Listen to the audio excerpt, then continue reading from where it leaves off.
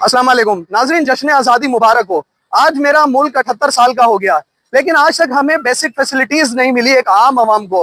आप देखें कि बिजली, गैस, रोड, रास्ते, सड़कें सब यहाँ जो है दरम बरम है। इसके अलावा अगर आप हेल्थ की तरफ जाएं तो हेल्थ का और तालीम का निज़ाम इस कदर खराब है कि बड़े बड़े काबिल बच्चे, बड़े बड़े गरीब लोगों के होशियार तरीन बच्चे जो हैं, जो जिन्हें तालीम का अगर निज़ाम मिले तो वो दुनिया को फतह कर ले, लेकिन हमारे यहाँ तालीम को इस कदर महंगा कर दिया गया है कि गरीब के बच्चे ने आखिरकार किसी का मुलाजिम ही बनना है। तालीम वो हासिल नहीं कर सकेगा क्योंकि गवर्नमेंट के स्कूलों का वो मेयार ही नहीं है कि बच्चा पढ़ लिख के एक प्राइवेट स्कूल वालों का कॉम्पिटिटर बन सके। दूसरी तरफ अगर हम सेहत की तरफ जाएं तो सेहत का निज़ाम भी इस कदर खराब और इस कदर महंगाई है कि सरकार हमें कोई फैसिलिटेशन नहीं दे रही है।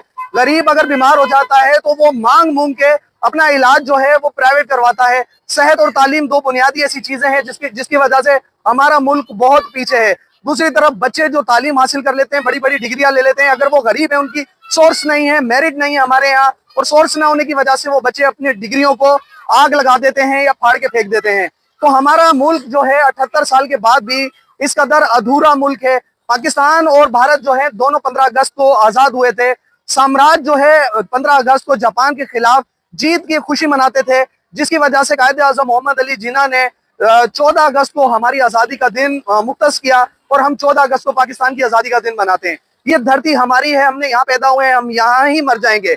लेकिन वो लोग जो हमारे मुल्क को रोल करते हैं और हमारे मुल्क पे एक वक्त हुक्मरानी करते हैं, वो लोग अफसोस के साथ मुहब्बुल वतन के नारे तो लगाते हैं बड़े जोशो जज्बे से, लेकिन इस मुल्क में रहना गवारा नहीं करते। हमारे मुल्क से वो चले जाते हैं हुक्मरानियों के बाद का, चाहे कोई सा भी ओहदा आप उसमें लगा लें।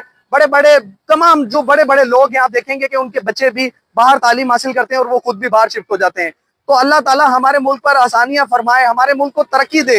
ये सहूलियात ना होने की वजह से आज नौजवान किस कदर परेशान है ये कोई सोच नहीं सकता। दूसरी तरफ कामरान टसोरी को देखेंगे, गवर्नर साहब ने 2 दिन पहले एक तकरीब जिसमें 14 अगस्त की आजादी की तकरीब रखी, उसमें अवाम के सामने, मीडिया के सामने सबको बिठा के कहा कि जी हम जो है आप वोट किसी को भी दे दें, निकलेगा नहीं।